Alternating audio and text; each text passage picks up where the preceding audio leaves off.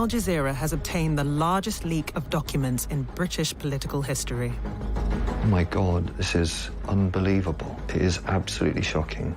Hundreds of thousands of internal communications expose how operatives secretly take control of Britain's Labour Party. The Labour Party is a criminal conspiracy against its members. Free speech was shut down. They tell the inside story of how Sir Keir Starmer, who could be Britain's next Prime Minister, leads a lawless party. I've waited 17 months to appear in front of you in this hall as leader of our great party. Confidential documents expose tactics to discredit and expel rivals in the party. People are actually quite dangerous who are in with the Labour Party. They were playing with people's lives here. They reveal how Starmer's predecessor was undermined by a smear campaign from within. It disabled him as a politician and as a potential Prime Minister. Really nice to see you here. Goodbye. How British democracy, known as the mother of parliaments, is being undermined by spying and dirty tricks. No one would expect that a political party would associate themselves with the whole-scale hacking of the press. It looked like somebody is constantly monitoring me, where I'm going and where my car is parked and where my children is going. It just stinks to high heaven what they're doing in the background. We speak to people whose voices have been silenced, including those who support Palestinian rights. It's very painful. As Palestinians, there was no room for us to enter this debate, and that's how it was designed to be. And the files reveal how a hierarchy of racism exists under Starmer's leadership. I face more racism in the Labour Party than I have in the rest of my life combined. In episode 1 of the Labour Files. They don't care about the truth. They want control. How unelected party officials suspend and expel opponents in the party. They were sabotaging the democratic will of the party. People will be absolutely furious when this gets out into the public domain.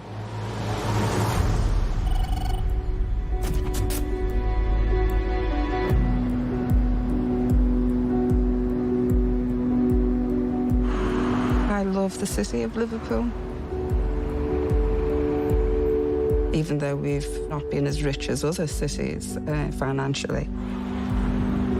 We've been very rich in terms of our perceptions of each other and our aspirations for a city that is fair and equal and democratic. Anna Rothery is active in local politics.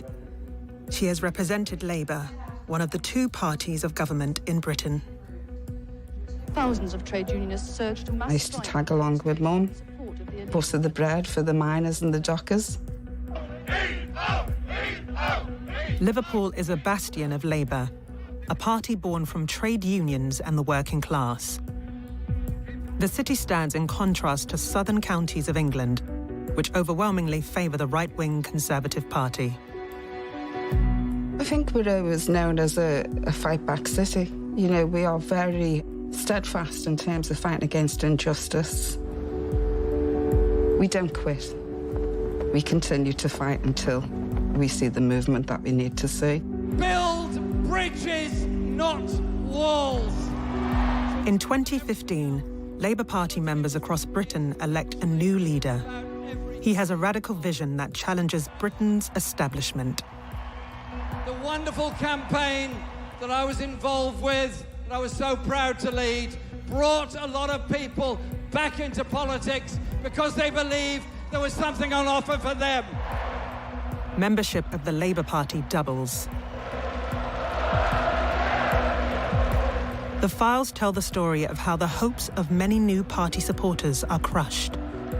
How established politicians and party bureaucrats use the media to destroy a movement that sought to change British society. It's no secret that quite a lot of papers had it in for Corbyn. They were open. They wanted to hear that Corbyn was a thug, or his supporters were thugs.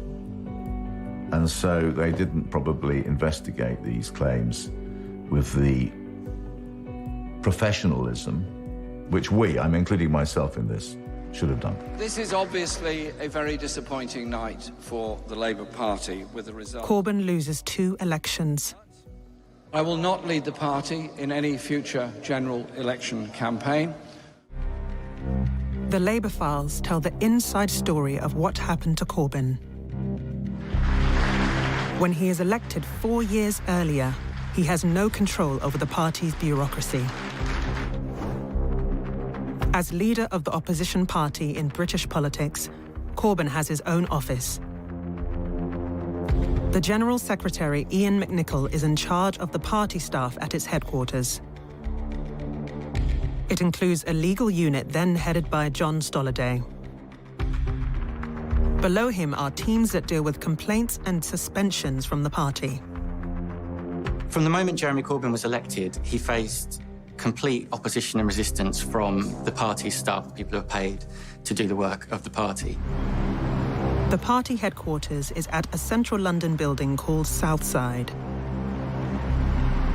The senior staff of the Labour Party were operating a different strategy from that which the leadership, the democratically elected leadership, had decided upon. So they were sabotaging, if you like, the democratic will of the party. In Liverpool, the files tell the story of a city deprived of its voice. They closed ranks and went, we don't want anybody who's got an ounce of time for Jeremy Corbyn. The Labour files show how, behind the scenes, party bureaucrats prevent Rothery seeking higher office. She has a Jekyll and Hyde character. Someone who can be quite rational, and then in seconds turns into a screaming banshee. It's a vile comment to make. Such a horrible comment to make about a woman. You know, a screaming banshee.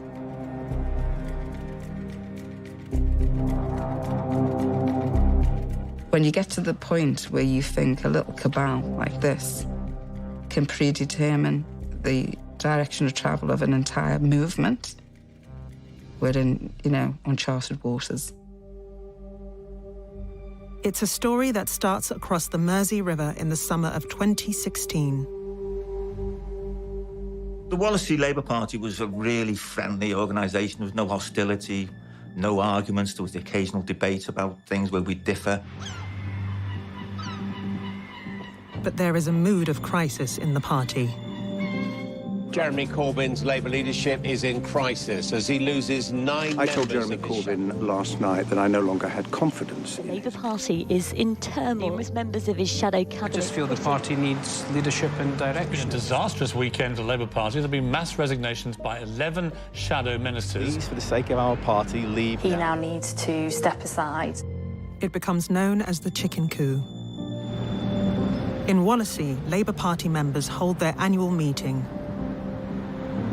A year earlier, they had nominated Corbyn as party leader. The Member of Parliament for Wallasey is Angela Eagle. She is unable to attend the meeting. Our MP, Angela Eagle, had been very supportive of Jeremy in the meetings where she would come along to constituency meetings and give a report about what had been going on. According to Runswick, the meeting ends without incident. A week later, a prominent opponent to Corbyn claims that Eagle, who is openly lesbian, is the victim of abuse. I got a phone call saying that there was a television programme where Tessa Jowell was saying that Angela had been subject to homophobic abuse at the meeting. I mean, I talked to Angela about her meeting. She faced homophobic abuse at that meeting. Angela wasn't at the meeting, but the inference was that she was. She wasn't. Activists and members of Parliament and their staff are facing day in, day out harassment and, in some cases, intimidation. I rang other people who were at the meeting. It was just a complete shock. We didn't know anything about it. No one heard this, the sort of people you don't use language like that. There was no homophobia or intimidation at the meeting. It's a very small room, so it would be very easy to hear what was being said by other people.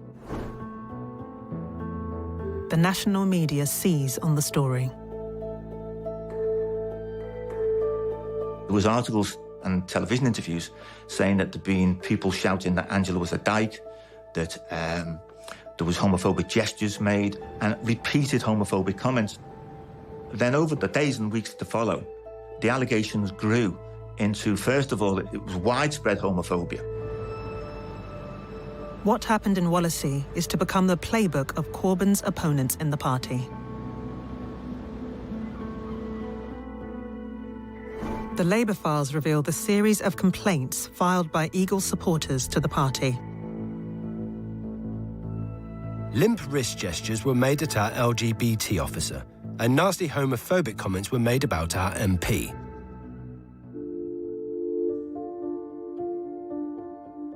I did not see any limp wrist gestures, and there were no homophobic comments made about the MP. I had no homophobic abuse. I don't know anyone who did.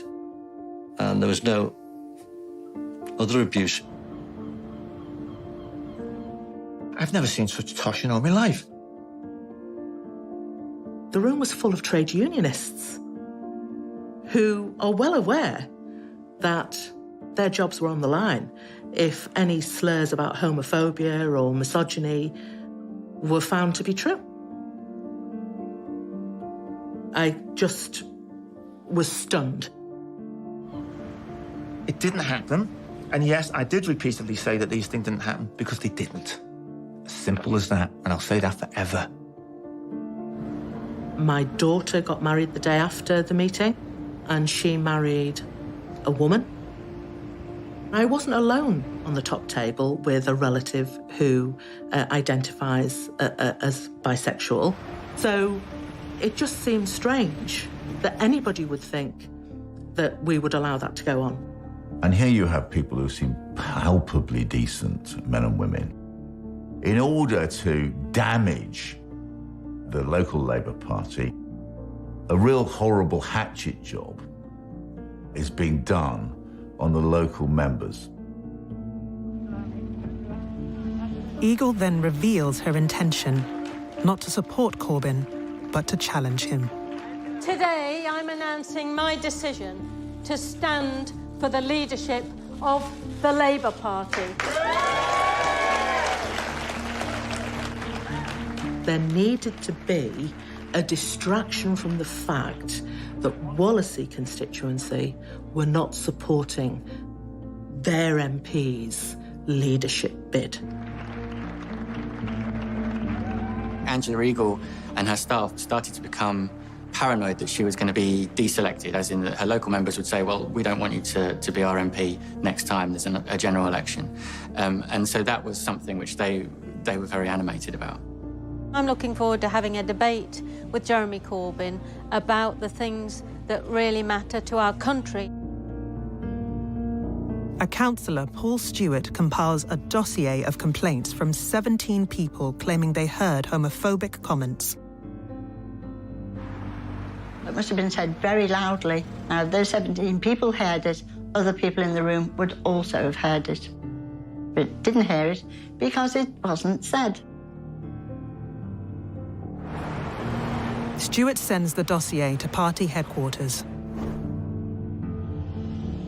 I have also attached a slip of paper that was handed to me previously by a Momentum member.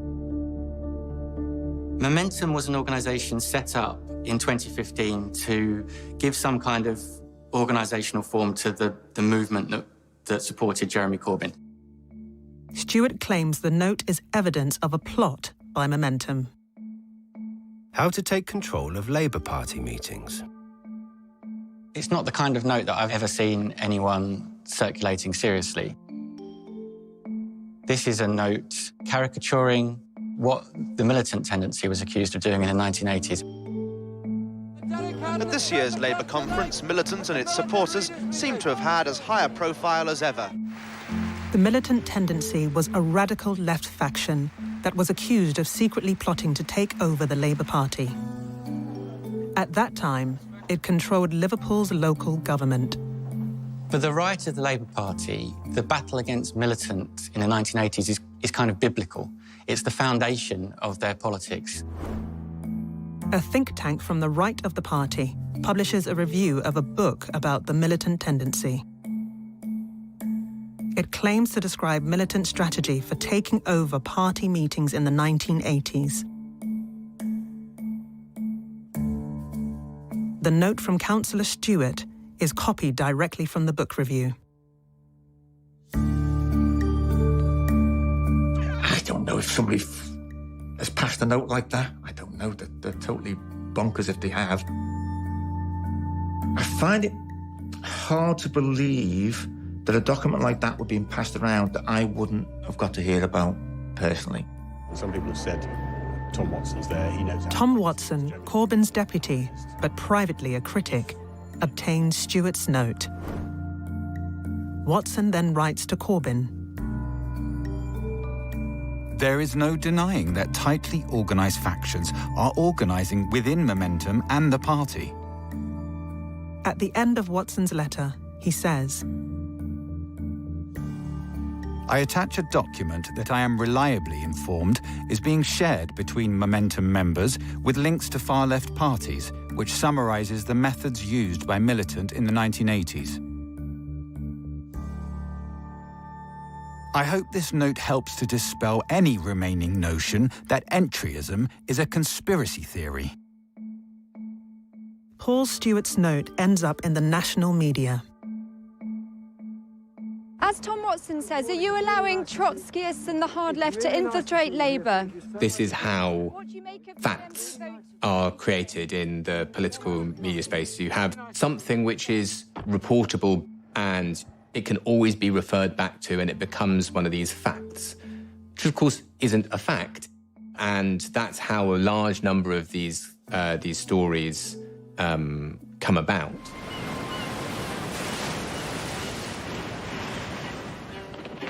Brighton is a progressive city in the UK. It's kind of known for being progressive. It's known for being kind of liberal, left-leaning.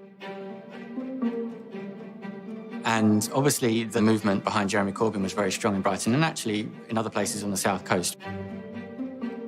The local branch becomes the largest in the country with over 6,000 members. The party organises its first general meeting since Corbyn became leader. The atmosphere in the Labour Party under Jeremy Corbyn was one of optimism, was one of cheer, was one of solidarity. We organised a rally before the annual meeting of the City Party. Anyone was invited, and we had about 700-800 people there. A week before the meeting, the leader of the Labour group in the Brighton City Council sends an email to his supporters. I'm emailing to ask you a favour. Next Saturday, our City Labour Party faces a takeover by a group of individuals from Momentum and other fringe left-wing groups. This party has faced down militant before. I'm asking you to help do that again. I was a member of Momentum at that time, and we decided we would run a left slate, which we did. We went into that meeting open, honest, transparent, to make speeches, and when we were elected, we were very pleased. We all had 65% of the vote. 2 in 3 people attending it, a record turnout, a record majority, had won. Fantastic. But actually, in retrospect, we went into that meeting like lambs to the slaughter. We had no idea of the level of corruption and conspiracy and lies and abuse that would follow as a consequence of a democratic election within Brighton. And then I got a call. It was about 10:30, I think, that night. I was just outside the theatre. It was a call from someone in Jeremy Corbyn's office, someone I knew. And she said, I thought she was ringing to congratulate me, as I got text and phone calls, but no. She rang me and said, yes, we've got to do something about the spitting. We've got to be able to rebut the spitting. I said, what? What spitting? The following day, Morgan sends a complaint to Labour's regional office. Venue staff were allegedly spat at. Others were verbally intimidated. Our organiser was assaulted and abused. I've no hesitation in saying that this is a hostile takeover of the party. These fake accusations were shooting around the world before truth gets its boots on. It took me 48 hours to piece together what anybody could have pieced together. And that is, lies had been told. They'd been told repeatedly. Over 2 or 3 days, with repeated opportunities, they lied. They lied, lied, and lied again. I took 78 statements, 23,000 words, named people who attended, and every single person said there was nothing wrong. When I got the CCTV footage proving there was no spitting, the allegations disappeared. Despite having no evidence that spitting or aggression took place, the files show that Labour's legal unit is intent on overturning the victory of the pro-Corbyn faction. Catherine Buckingham from the Disputes Unit writes to her boss. What's your feeling on Brighton? The head of the legal unit replies. Exactly what you proposed. Overturn the annual general meeting, deal with individuals, while we worry about applying the rules correctly and legal niceties. Buckingham feels confident that the rules don't matter. It's all about to come to a head. I'm not worried about any of those things. I say act now and worry about those things later. Days later, the results of the election are overturned and the constituency is suspended. The biggest mistake I've made, apart from joining the Labour Party in the first place, was winning an election in the Labour Party, and they can't stand it. So we have no democracy. If you have an inner core of 6, 8 or 10 people nationally with their tentacles spreading out to the various regions, saying who can be a candidate, saying who can be a member, then you control the body politic of one of the major parties in this country. And I find that is undemocratic. Basically, it's a coup by a group of people to take over one of the major political parties in Britain. In part 2 of the Labour Files, how abusive messaging is used to discredit party rivals. My dad read those terrible comments, and he was upset about that. And he died not long after that.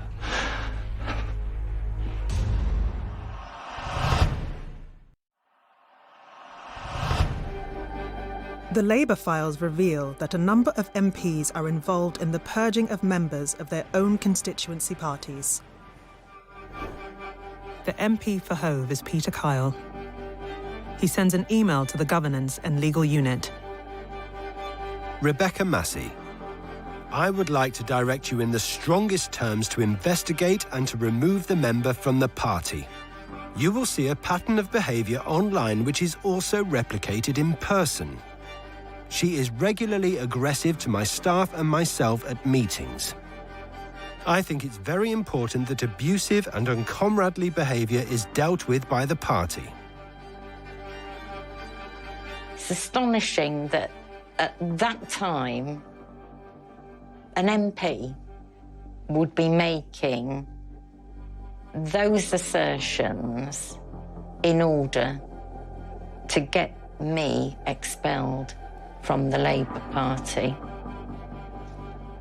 A man, I will say, I've had in my own house for meetings.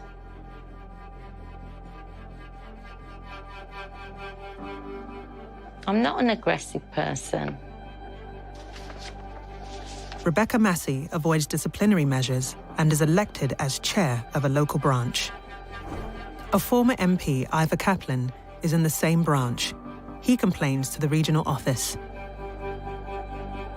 I must immediately request that this person's membership is suspended and subject to further investigation.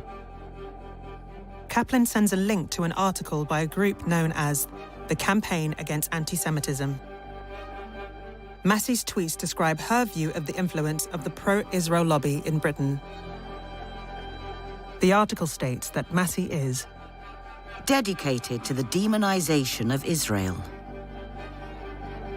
It also alleges that a problem of anti-Semitism in the Labour Party rests squarely in the black hearts of individuals like her. There was a whole article about how I was an anti-Semite. I began to be traduced. February the 3rd, 2017 was the day that anti-Semitism was used for the first time in Brighton and Hove as a weapon against pro-Corbyn candidates. Because it was on the 3rd of February that the Campaign Against Anti-Semitism published a shocking article about Becky, immediately amplified, retweeted, and drawn to the attention of media. From that initial one story, there have been 6 years of abuse following, always referring back to that initial story. And that's gone on for six years now. A month earlier, Al Jazeera broadcast an investigation into Israel's attempts to influence British politics. Using an undercover reporter, Al Jazeera's investigative unit exposes Israel's clandestine activities in London, a city that's become a major battleground. One of Israel's main targets is the Labour Party. For the first time, its leader is a champion of Palestinian civil rights. They'd be very happy to see Jeremy Corbyn no longer leader of the Labour Party, for sure. It's a covert action that penetrates the heart of Britain's democracy. A senior political officer at the Israeli embassy discusses with a British civil servant how to deal with MPs who are critical of Israel. Can you give us some MPs that you suggest that you would take down? The investigation forces the Israeli ambassador to apologize to the British government, and the diplomat is sent home. The diplomat in question no longer seems to be a functionary of the embassy in London. And so whatever he may exactly have been doing here, his cover can be said to have been well and truly blown. The undercover operation also shows how a former employee at the Israeli embassy becomes leader of the Jewish Labour movement. Hi guys, so I've been introduced. I'm Ella, I am JLM's barbecuer-in-chief and new director. Should probably hire someone political who actually knows, what they're doing. Before that, I was at the embassy working with Shy. They all know where they belong. Shy is the name of the disgraced Israeli operative. Ella Rose discusses methods she favours to deal with rivals within the party. Jackie Walker is a pro-Corbyn activist who supports civil rights for Palestinians. I saw Jackie Walker on Saturday and thought, you know what, I can take her. She's like 5'2" and tiny. I'm very over them and their existence. As far as I'm concerned, they can go blind.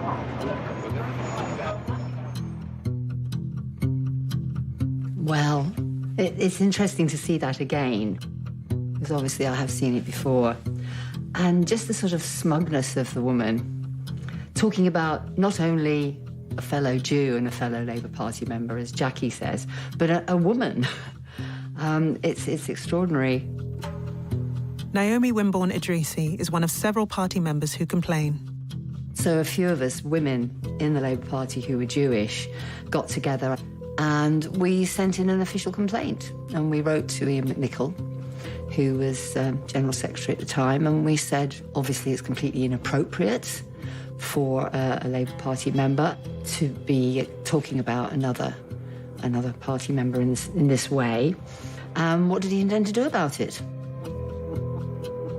The Labour files reveal that party officials treat Rose very differently to members who criticise Israel.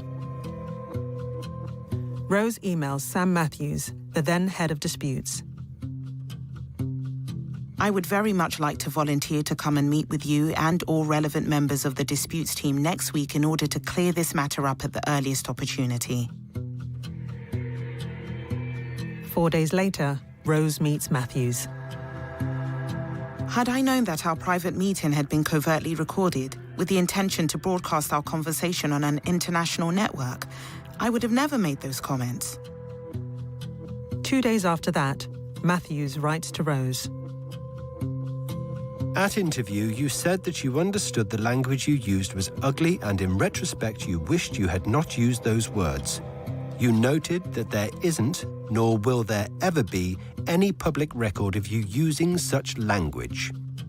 For the reasons outlined above, the Labour Party will be taking no further action on this matter. The Labour movement stands for decency and fairness. And looking at the Ella Rose disciplinary case, it's sort of chummy.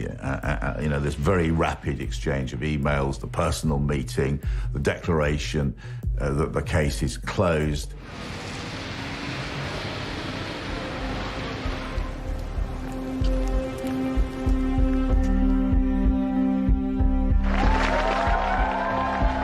In northwest London, Pamela Fitzpatrick becomes Labour's parliamentary candidate in Harrow East. The constituency debates whether to affiliate to Jewish Voice for Labour or JVL. JVL represents Jewish members who are critical towards the State of Israel. The Jewish Labour Movement, or JLM, supports Israel. There was a debate, which was a very civilised debate. It was a very balanced thing. They voted overwhelmingly to support Jewish Voice for Labour. Fitzpatrick suddenly receives a flurry of aggressive tweets. The next day, there were comments on social media attacking me for Harrow East having affiliated to Jewish Voice for Labour and asking me to condemn Jewish Voice for Labour. It just kept getting worse and worse. And then it was, well, your silence means, you know, you support it. Your silence means you support Holocaust deniers. And then it turned into, you are a Holocaust denier. One of the accounts attacking Fitzpatrick belongs to a Labour Party activist, Luke Stanger. Councillor Fitzpatrick's selection has already caused alarm to some in the Jewish community. It's stirring things up and creating this perception that somehow I'm anti-Semitic. It's really upsetting for me, really, really upsetting. Stanger contacts an employee of Fitzpatrick's on Facebook. I have been asked by a moderate councillor in Harrow to help build up a social media dossier on her, which can then be leaked out and will hopefully result in the suspension of her candidacy. She seems a nasty sectarian mouthpiece for the hard left. I did some research and then found that there were other people that he attacked. I'm one of many women who's been on the receiving end of Luke Stanger's abuse over the years. He started pretty much kind of constantly and relentlessly writing abusive tweets about me. He uses words like crazed, deranged, repellent, rancid, grandma, this kind of language. Now, this isn't the language of political discourse, and nobody could argue that it is. But that's the kind of language that Luke Stanger uses. Come on, you Spurs! Happy day!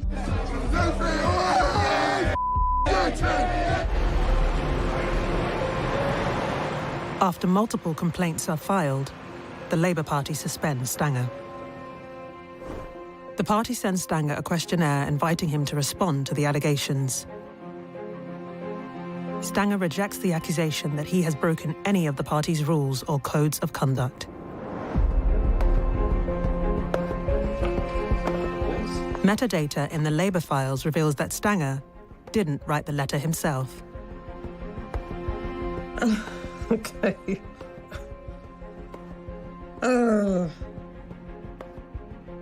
Okay. So this shows that the author of what I've been looking at by Luke Stanger is another Luke Akehurst. Luke Akehurst is an influential figure in the Labour Party and now sits on the party's National Executive Committee. He's also a key figure in the pro-Israel lobby, a director of We Believe in Israel. Oh, my word. So the author of those documents, surprise, surprise, is Luke Akehurst. Luke Akehurst is known to be the anti-Corbynista of all anti-Corbynistas. What this makes me feel is I had the sense all along that this was organised. Now, Luke Akehurst is behaving like this. It's quite shocking, really. In Liverpool, Anna Rothery is selected as one of 3 potential Labour candidates for mayor. I was very surprised in terms of the way people rallied round to support me.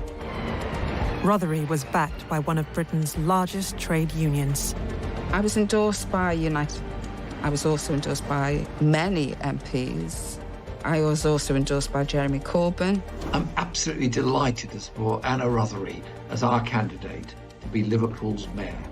It's great to have, those endorsements by public figures, but the most meaningful endorsements came from the people of Liverpool. As far as I was aware, it was then down to the people of Liverpool to choose who they wanted to be their candidate.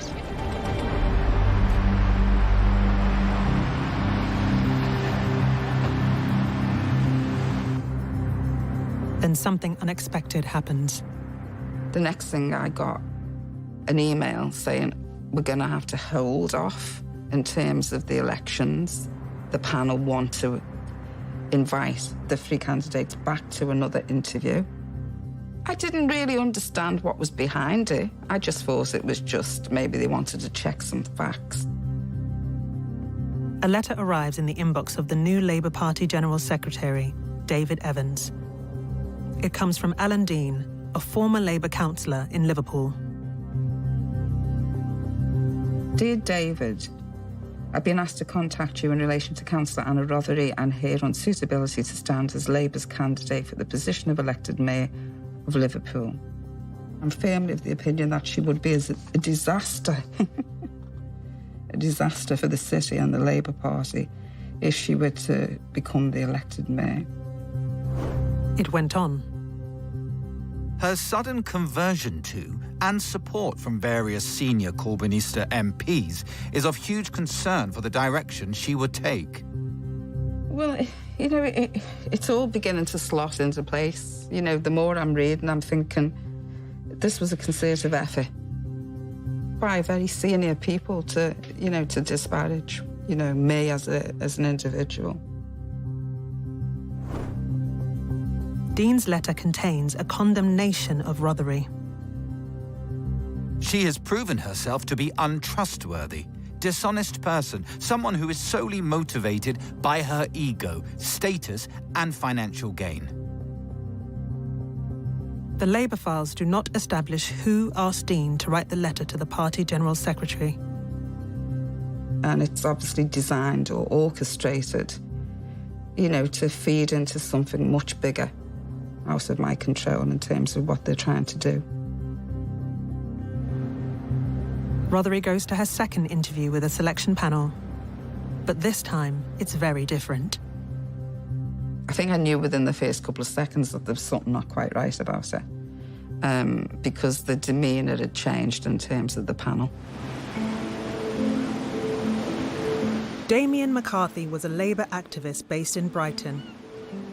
He is accused of anti-Semitism. I'm at home with my family, and I start seeing these things appearing on my phone about me being a vile anti-Semite. And completely disgraceful. and these vile, horrendous allegations are being made against me. I am not an anti-Semite. I absolutely detest that allegation. It is completely and utterly untruthful. I'm an anti-racist. I'm proud to be an anti-racist. Luke Stanger is one of those responsible. My workplace was telephoned by Luke Stanger, and the reception took a message and they said they wanted to speak because there was a dossier on me. And I thought, what the hell is going on here? Then the dossier was sent through to my pa's, my stepdad, my pa's private email address. And that dossier was horrendous reading. It was awful. It was interactions of me with someone online where that person said they wanted to behead my family.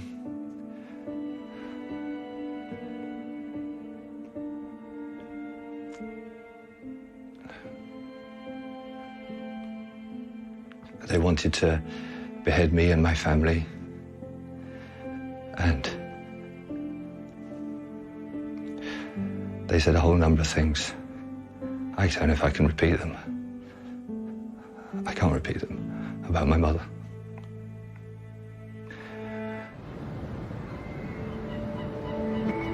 In Liverpool, Anna Rothery decides to seek legal redress after she was removed from the shortlist for the mayoral election. Our client will seek an emergency interim injunction to enable her name to go forward on the ballot to Labour members in Liverpool. And so we decided that we would ask them to halt the process in terms of the vote, etc., and to give them time to put a case forward as to why I couldn't stand. Rothery's lawyer reminds the Labour Party that it has a legal duty to preserve all relevant documents in your control, including any documents passing between you and the other panel members. The panel decides to exclude Rothery and both other candidates from the shortlist. We were basically told that they were reopening the contest and we need not apply. The party tells her that the decision was taken after giving careful consideration to the additional information presented to it. Rothery's lawyer seeks an injunction. He asserts the legal right to view evidence. Please disclose all additional information presented about our client. The party's lawyers respond to Rothery's request for disclosure of documents. We decline to provide the disclosure requested.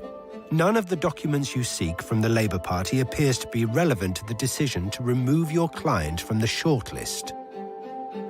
Alan Dean's letter is never presented to Rothery's lawyer or to the court.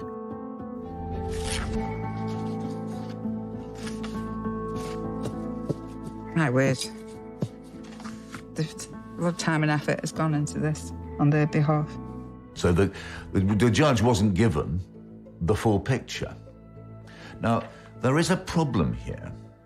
If that's the way the Labour Party is conducting itself in opposition, under, let's remember, Keir Starmer, the former Director of Public Prosecutions, is Sir Keir Starmer now going to behave like that in power? The injunction is refused, and Rothery ordered to pay $90,000 in costs to the party. I think I was literally hung out to dry by a party that I've been loyal to for many years. The activist Luke Stanger is seeking to overturn his suspension from the party. He is represented by an expensive City of London law firm. Mishcon de Rea are hired to challenge Stanger's suspension.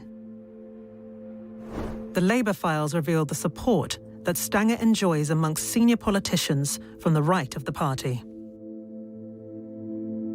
He receives character references from 14 MPs, 30 councillors, and dozens of party activists. Gareth Thomas, the Labour MP for Harrow West.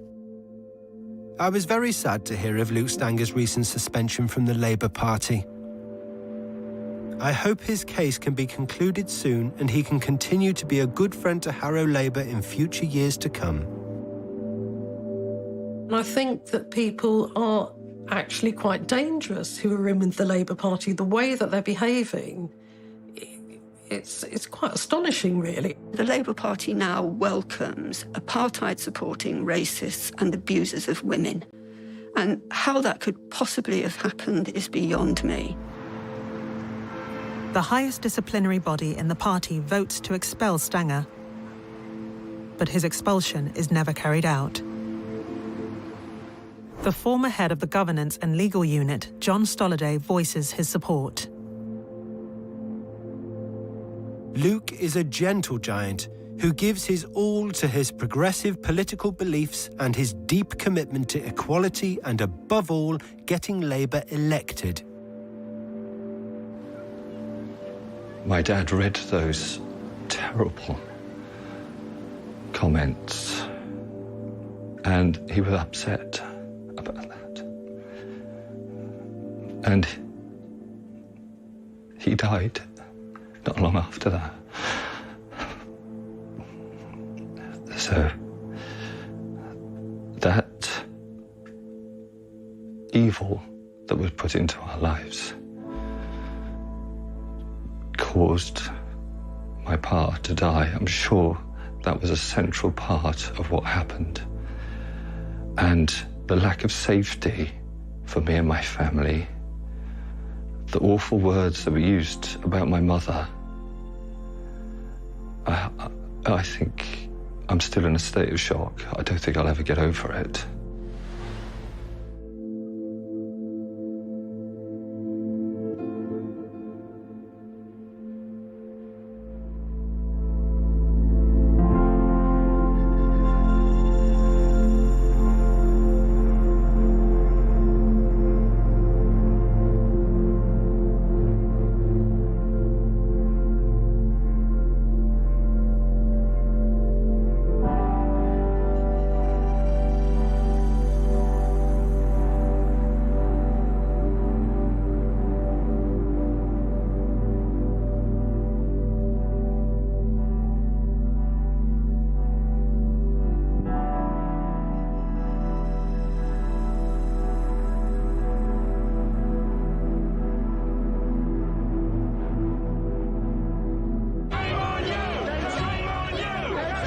In the second episode of the Labour Files, the true story behind the party's anti-Semitism crisis. I feel so ashamed right now that it's come to this. I'm sick of people like you speaking for me! How truth was subverted. Oh, Jeremy's a racist! And reality turned on its head. That's an absolute lie. I didn't say that. The media was not interested in the reality of the story. Shut your mouth!